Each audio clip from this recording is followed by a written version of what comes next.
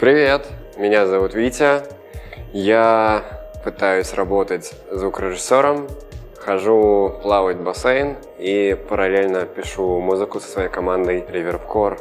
Я занимаюсь непосредственно написанием песен и текстов, и аранжировок, и собираю всех вокруг, чтобы все это заработало. С тех пор, как мне провели интернет домой, когда мне было лет 15, я посмотрел прекрасный фильм «Рэй» про джазового музыканта Рэя Чарльза и очень вдохновился им.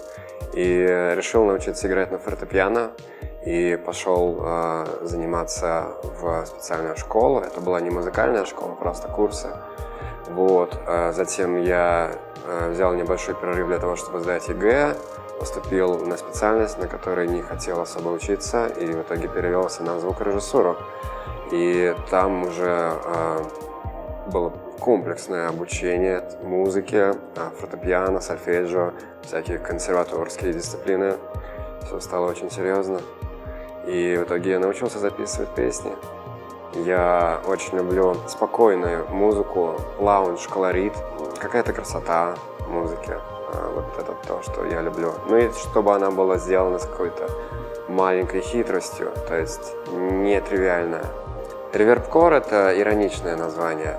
Изначально закладывался смысл то, что как будто бы весь стиль и какой-то художественный строй собран с помощью педали реверберации. Но ReverbCore — это еще как, наверное, шутка над этими всеми жанрами музыки, потому что очень сложно сейчас разделить что-то на какой-то жанр. Я чувствую какой-то потенциал, какую-то тягу к тому, чтобы создавать музыку, и мне очень понравилась технология записи музыки, создания музыки с помощью компьютера. И я пошел на студию в 2013 году и записал свой первый акустический альбом. И эта технология записи музыки меня просто очаровала, и я понял, что я хочу научиться делать так же. И в итоге я пошел на курсы звукорежиссуры, и затем я поступил на звукорежиссуру. И на звукорежиссуре я встретил людей, которые хотели делать со мной музыку. И в итоге мы делали ее, и после завершения университета наши пути разошлись, но я собрал новую команду под тем же именем. У меня есть дома фортепиано, которое мне подарила моя бабушка.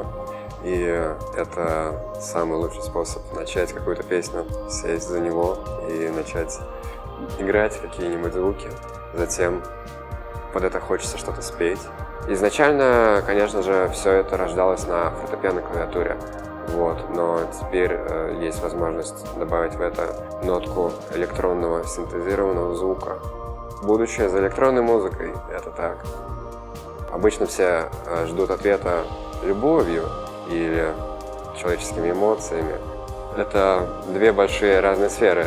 Что-то от разума, от интеллектуального начала, и что-то от эмоционального начала. Конечно же, обе эти сферы влияют на какое-то желание самовыражаться через музыку. С интеллектуальным началом у меня связано мое увлечение композитором академическим Александром Скрябиным, его идеи, его увлечение философией. И это меня бесконечно вдохновляет. Гораздо больше, чем просто музыка для меня. Что происходит с моей жизнью, это большой бардак очень часто. И я пытаюсь это как-то выразить с помощью своей музыки. Это и радость, это и боль, это и какие-то странные вопросы. В общем, все это я как-то пытаюсь сублимировать. Мы делаем песни на английском языке, потому что это не русская музыка. Такая мелодика, она не очень хорошо подходит под русские слова, к сожалению. Я пытался писать песни на русском и сейчас пытаюсь, но все равно ни одна песня не прошла мой внутренний ценз. Совсем недавно с нашей командой ReverbCore мы закончили наш альбом. В нем 7 песен, и он называется Warble. Собственно, почему Warble? Потому что во многих эффектах реверберации есть такой параметр Warble. Так же, как с нашим предыдущим альбомом Diffusion, тоже есть такой параметр, который так называется. Но Warble в словаре, если посмотреть, там будет написано трель, то есть птичье пение. Вот. Мне показалось это интересный образ. Мне, во-первых, понравилось само слово, и то, что за ним может стоять, это уже каждый будет интерпретировать по-своему. Музыка затем и нужна, чтобы выражать через нее то, что ты не можешь выразить словами. Мне кажется, описывать непосредственно о чем это достаточно сложно.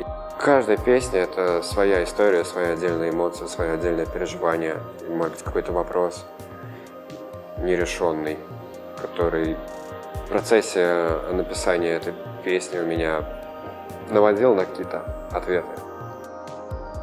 Если я скажу «нет», это будет означать, что альбом не концептуальный. А мы же хотим, чтобы наши альбомы были окутаны вот этим флером концептуальности. Поэтому подумайте сами.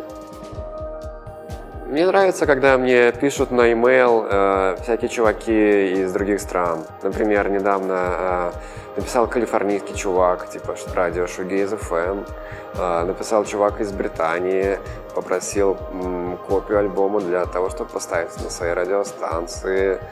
И, в общем-то, наверное, ради всего этого был выбран английский язык. Конечно же, очень хочется выйти на какой-то зарубежный, международный уровень. В нашей жизни невозможно выпустить альбом раз в 3 года и почивать на лаврах. Этого не произойдет. Просто потому что люди привыкли каждый день смотреть ленту в поисках чего-то интересного. И если там давно не появлялись вы, то, скорее всего, вы будете забыты. Поэтому то, что я хочу реально сделать, это наладить производство контента и непосредственно своего собственного мышления на тот уровень, чтобы можно было, что называется, радовать своих слушателей чем-то интересным. Вот, наконец-то мы познакомились с вами, ребята. Я никогда не записывал такие разговорные видео, это первый раз, и очень интересно узнать, что вы думаете по этому поводу. Может быть, у вас есть какие-то вопросы, может быть, я что-то не рассказал, что вы хотели узнать. И напишите об этом в комментариях, и мы с вами обязательно увидимся еще. А сейчас послушайте наш альбом, потому что, как писали про один альбом The National, его красота раскрывается в повторных прослушиваниях. Большое спасибо вам за внимание и за прослушивание. До встречи!